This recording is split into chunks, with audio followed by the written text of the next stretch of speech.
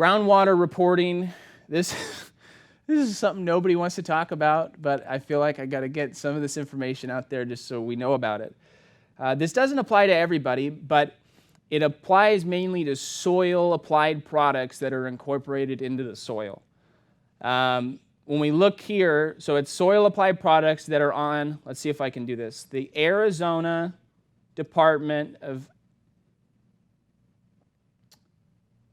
I want to say economics, but it's not, environmental quality groundwater protection list. Try saying that even once. I barely can. But if there's products basically that have found in the groundwater within the last 5 years, certain active ingredients. And these are products that not only are applied to the soil, but are incorporated into the soil in order for them to work. Mainly termiticides, right? And herbicides that are pre-emergents, that are hitting the seeds as they germinate. We're attacking them in the soil. So those are the kind of products we're talking about. If they've found them in the groundwater in the last 5 years, they have to be recorded on a quarterly basis. And that quarterly basis is like January through March, and then so forth, okay? And you report it through a portal on your My PMD for Business, where you do your business license renewal and where you register your applicators. That has to be done as a requirement by the QP on a quarterly basis, and you report the county. It's broken down by county. So if you're not running software, that could be hard unless you're pretty centrally located. In Arizona, we're lucky we're not like LA where you can be in a different county 5 different times in 10 minutes. Here a lot of it's like Maricopa. It covers a big part of it. But if you're spraying multiple counties, it is recorded separately by county. And then all the other things listed there. And then again, the rules referenced as well if you want to look that up. This is a chart showing some of the active ingredients. And it's showing you, do I need to do the groundwater reporting? So again, this is only really for soil-applied products, which are mainly going to be termiticides and herbicides.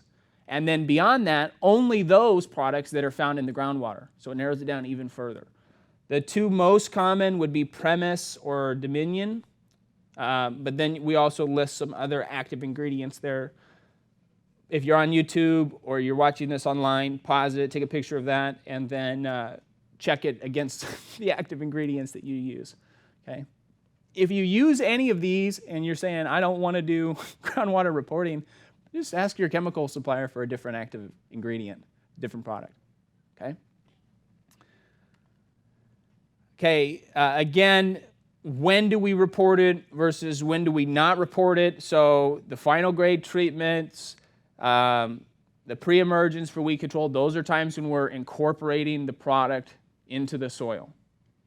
When we look at applications that are not required, if we're treating above the ground or within the stem wall, if we're spraying just the surface of turf or rocks, again, unless we're irrigating it. So sometimes with an herbicide, we spray it, but then we're required to water it in within a 72-hour period so that it kills the seeds. And we'll either irrigate to do that, or we time our pre-emergent with the rain so that kind of hopefully happens at the right level that we want and doesn't over-rain or not rain enough. Anytime we're spraying outside of building walls or we're spraying trees, so anytime we're spraying, even those products that are on the list, if we're doing them for those reasons, we don't have to report it. Okay, so some of those active ingredients that are on the list, and you're going, oh no, I got to report this. You only have to report it if you're using it for these purposes here, okay? If you're using it for the other ones listed here down at the bottom, you don't have to report it. So again, if you are incorporating that product, maybe think about using a different product so you don't have to do the groundwater reporting.